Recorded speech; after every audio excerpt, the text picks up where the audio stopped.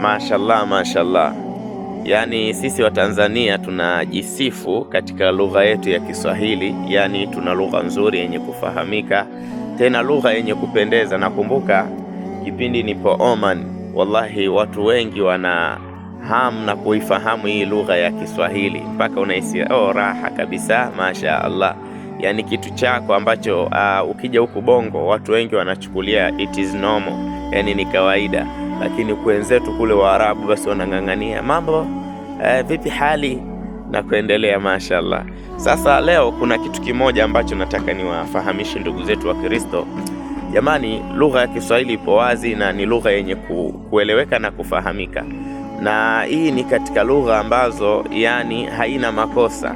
Yani uwezi ukazungumza neno alafu ukasema hili neno lina makosa katika lugha ya Kiswahili. Yani ni lugha ambayo yenye kukamilika, na tunajivunia kuwa na lugha hii yetu ya Kiswahili.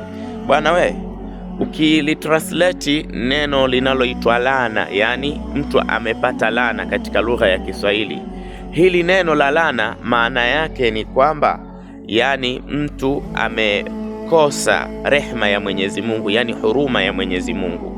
Na mara nyingi wale ambao wanaopata laana moja kwa moja hatuna mjadala nao, ni motoni hao. Hata ukiangalia Waswahili wanasema ogopa sana laana ya wazazi wako. Sasa ikiwa laana ya wazazi wako ni kali, vipi laana ya Mwenyezi Mungu?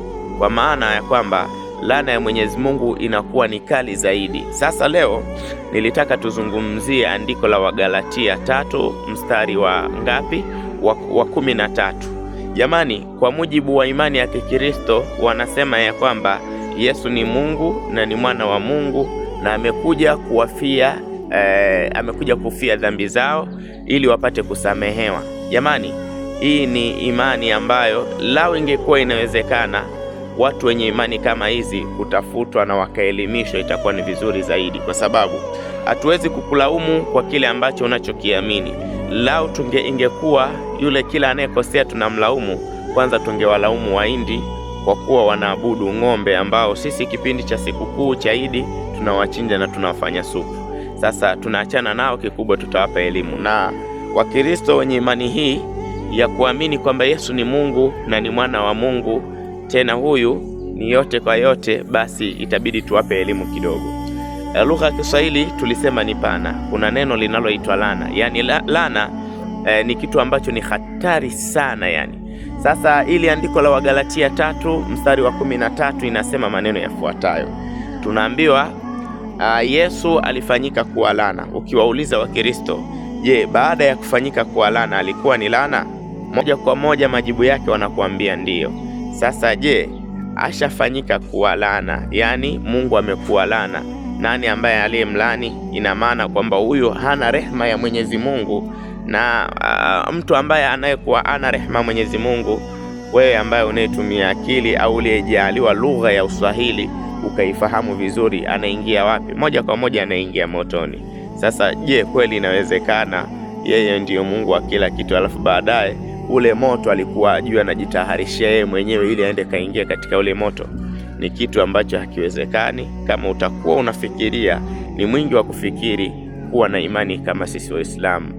Haya maandiko ni yenye makosa, na wewe Biblia utakiwa uamini maneno yote, na ungana na Waislamu ya kwamba Yesu hakusulubiwa, kwa sababu Biblia inasema kupitia andiko hili kila angikwae juu ya mti amelaaniwa. Ukisema kwamba Yesu ameangikwa juu ya mti, basi huyo ana laana. Sasa hivi kweli Mungu anaweza akawa na laana? Kama atakuwa na laana, wewe ukiwa na laana, kuna kosa gani? Kwa sababu Mungu mwenyewe ndo ameanza kuwa na laana. Jamani, tufikirieni. Karibuni katika Uislamu, dini ya haki ambayo sheria yake ni ya haki na uwezi ukadanganya kitu chochote. Ni dini ambayo yenye msimamo mkali, na ndiyo dini pekee Mwenyezi Mungu mwenyewe kasema inna dina inda Allahi al-Islam, hakika dini ya haki mbele ya Mwenyezi Mungu ni Uislamu. Wa alaikumussalam.